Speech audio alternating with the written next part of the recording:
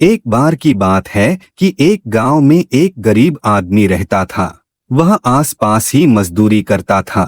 उसका एक लड़का था। उनके परिवार की आर्थिक हालत अच्छी नहीं थी। इस बात से लड़का परेशान रहता था।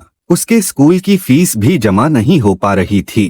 तो लड़के ने सोचा कि कुछ किया जाए जिससे परिवार के हालात अच्छे हो सके। लड़के के मन में एक विचार आया कि रोजमर्रा की कुछ जरूरी चीजों को वह आसपास के गांवों में घर घर जाकर बेचेगा। लड़का स्कूल से आने के बाद रोज घर घर जाकर सामान बेचता, जिससे वह अपने स्कूल की फीस जमा करता और जो पैसे बचते उनसे वह अपने परिवार की जरूरतों को पूरा करता। एक दिन वह लड़का किसी गांव में सामान बेचने गया। गर्मियों के दिन थे, उसे भूख भी लगी थी। लड़के ने सोचा कि अब की बार अगर कोई सामान खरीदेगा तो उससे मैं पैसों की जगह खाने के लिए कुछ रोटी मांग लूंगा। एक घर के दरवाजे पर गया। उस घर में से एक लड़की निकलकर आई। लड़का उस लड़की को देखकर चौंक गया। लड़की ने सोचा कोई परेशान है, वह कुछ मांगने के लिए आया है। लड़की समझ गई कि इसे भूख भी लगी है। लड़की घर के अंदर गई और रसोई में से 2 रोटी लाकर लड़के को दे दी। लड़के ने रोटी खाई, पानी पिया और लड़की से बोला कि मेरे पास कुछ सामान है, इन्हें तुम ले लो, ये तुम्हारे घर में काम आ जाएंगे। लड़की ने मना कर दिया और कहा कि तुम इन्हें किसी और जरूरतमंदों को बेच लेना।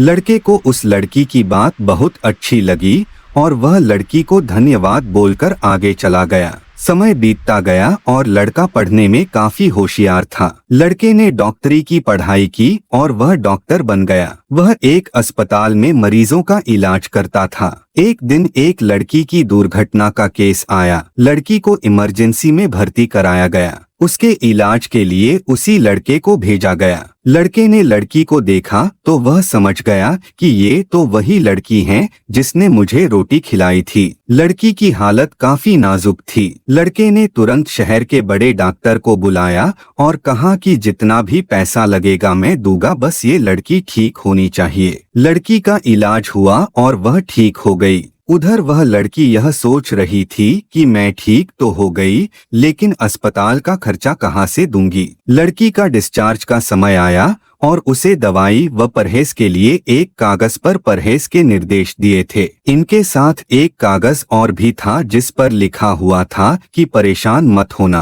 आपको 1 भी रुपए देने की जरूरत नहीं है, क्योंकि आपने इससे भी ज्यादा 2 रोटी के रूप में पहले ही भुगतान कर दिया था। लड़की को भी वह बात याद आ गई कि मेरे इलाज के पैसे उसी लड़के ने भर दिए होंगे जिसे मैंने पहले कभी खाना खिलाया था। दोस्तों, इस कहानी से हमें ये सीखने को मिलता है कि हमें जरूरतमंदों की हमेशा मदद करनी चाहिए। हमारे द्वारा किया गया पुण्य का अच्छा फल हमें किसी न किसी रूप में जरूर मिलता है।